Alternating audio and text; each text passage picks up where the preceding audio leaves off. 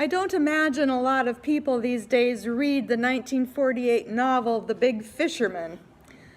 I read it as a teenager, but I don't remember a whole lot.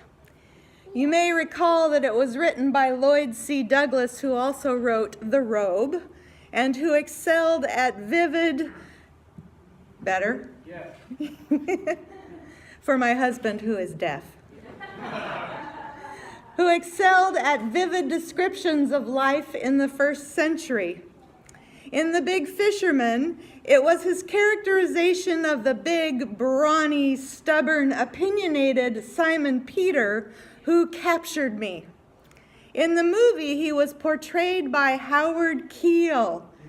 How many people remember Howard Keel? You just let me know how old you are. For those of you who don't remember, and some of you are lying through your teeth. If you don't remember Howard Keel, you need to watch 7 Brides for 7 Brothers, or Showboat, or Annie Get Your Gun, or, okay, I'll give you a list later. But back to the point, if you can tell, I was a big fan of Howard Keel. But back to the point, when we see Simon Peter in the movie, The Big Fisherman, we see Simon Peter and his crew are caught in a terrible storm on the Lake of Gennesaret, and there's nothing pleasant about either their fishing expedition or all that is required of them. It's not easy work fishing for a living. It's more than just a recreational fishing outing at your favorite fishing hole. Those who fish on our seas and oceans face things that few of us will ever dream of, risking life and limb just to put food on our tables for you meat eaters out there.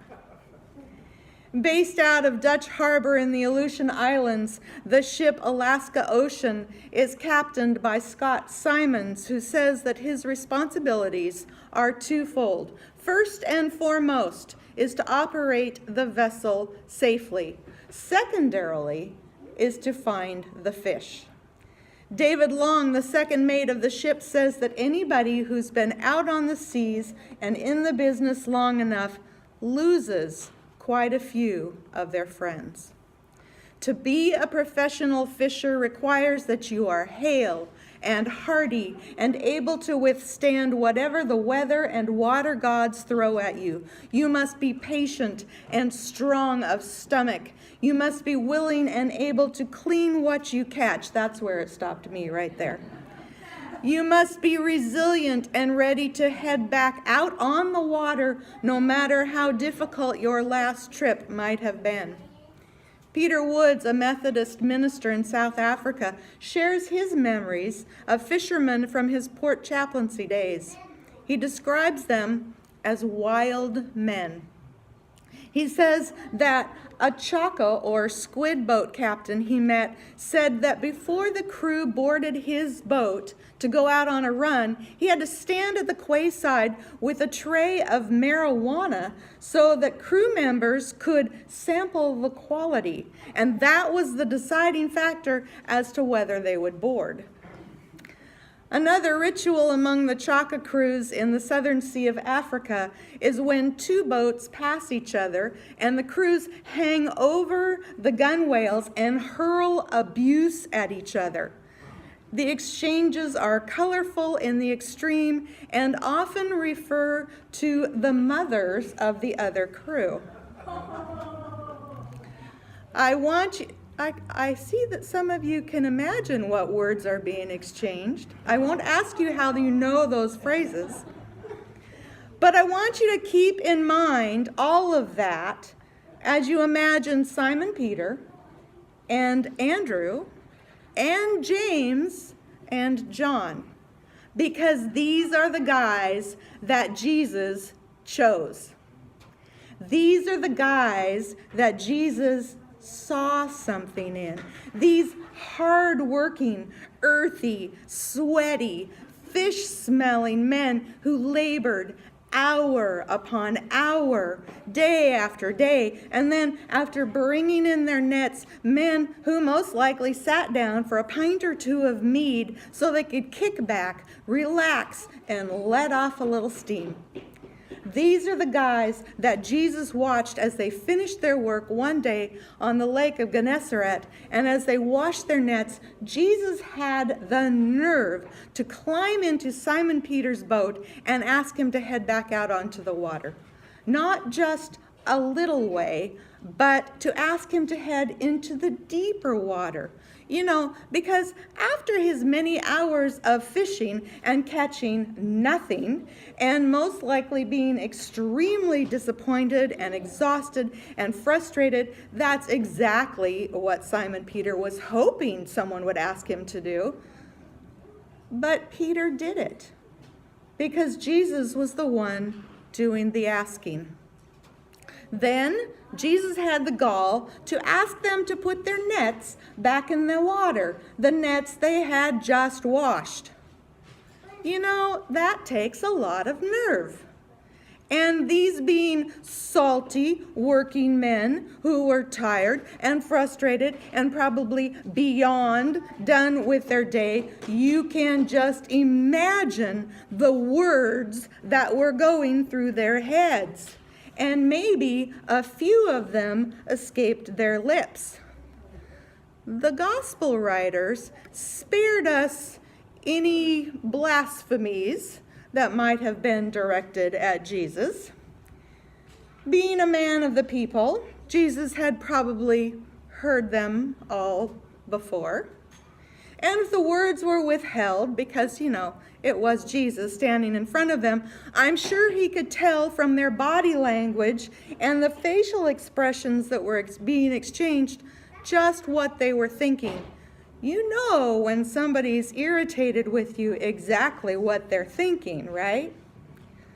Because they were probably thinking it very loudly as they were glaring at Jesus. But they did as he asked. All we have record of is Simon saying, "Master, we worked all night. We caught nothing. But if you really want us to do this, we will." And they caught fish. Luke tells us they caught so many fish. The nets were ripping. The boat was overflowing. They had to call in reinforcements. But what's the purpose of this story? You may be wondering if it all really ever even happened. A carpenter climbing into the boat of these professional fishers and telling them how to do their jobs, and then this. Reverend Woods from South Africa suggests that it's often when he gets to the end of his own resources before he's ready to hear the God option for his life. He writes, "Challenges and crises confront me, and I go at solving them with all my skill and gusto. Prayer, reflection, and listening usually come when I'm panting and burnt out and ready for some depth for my trust of Jesus." He says it's a bit like the man who, as a newly qualified first aider, came across a terrible road accident on his way home. Jumping from his car, first aid case in hand, he rushed to the body of the victim lying on the side of the road. Pushing the person aside who was attending to the injured woman, the man announced, "Stand back, please. I'm a qualified first aider." Following all his newly learned rules, he proceeded to bandage and splint for all he was worth. Many bandages and much iodine later, the person whom he had pushed aside tapped him on the shoulder and said, "When you get to the part where it says, 'Call the doctor,' I'm right here." So there was Jesus, basically tapping Peter on the shoulder, letting him know that there was more to this way of life than Peter had been experiencing, more to come, more for him to do, more for him to be. But it was all too much for Peter. He was so overwhelmed, he fell down on his knees right there before Jesus. He said, "Go away from me. I'm a sinful man." One of our lectionary scriptures for today comes from the book of Isaiah. If you want to look it up, it's in chapter 6, verses 1 through 8, and you'll find it on page 635 of your Pew Bible. Here we see Isaiah coming into the presence of the divine. He's so overwhelmed by the experience that in verse 5, he immediately cries, "Woe is me! I am lost, for I am a man of unclean lips, and I live among a people of unclean lips. Yet my eyes have seen the King, the Lord of hosts."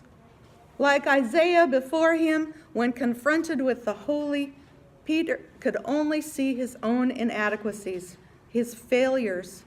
Like Isaiah, when he felt as if he was being singled out and chosen for something bigger than himself, he started pointing out his flaws. Like so many of us, when someone asks us to do something for which we feel inadequate, we start listing all the reasons why we're not good enough.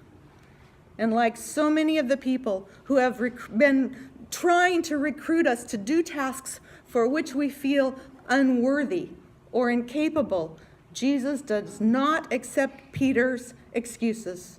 He doesn't let Peter off the hook any more than God let Isaiah just be.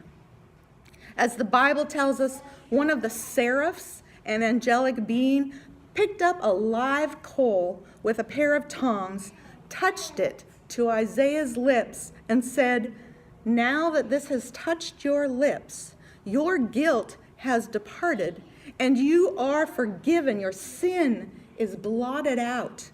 And when God asked, "Whom shall I send?" Isaiah finally said, "Send me." When Jesus turned to Peter and said, "You're not going to be catching fish anymore. I want you to follow me so that we can catch people," Jesus was packing a whole lot into that invitation. We need to note that there was no live coal touching Peter's lips, and no words from Jesus telling Peter that he needed to change or be forgiven for who he was. Jesus was ready to take him as is, the whole package. As Reverend Wood says, Jesus doesn't tell Peter to clean up his act, go for a vocabulary realignment, and then become a rabbi like Jesus. No. He's called to bring all he is and the way he is and be a rough-necked ruffian fisherman for people. It's an entirely new twist on an ancient image, whereas the prophets of old had referred to catching people with hooks and nets so that divine judgment might be given. Now Jesus co-opts the image of divine wrath and turns it inside out. His message to Peter is this: you're afraid of getting caught in one of God's nets. Well, I'll tell you what. From now on, you're going to be the one doing the catching, and not so that they might be judged any more than you're being judged today. On the contrary, we're out to catch people so that they might know God. This is a mission of grace. Amen.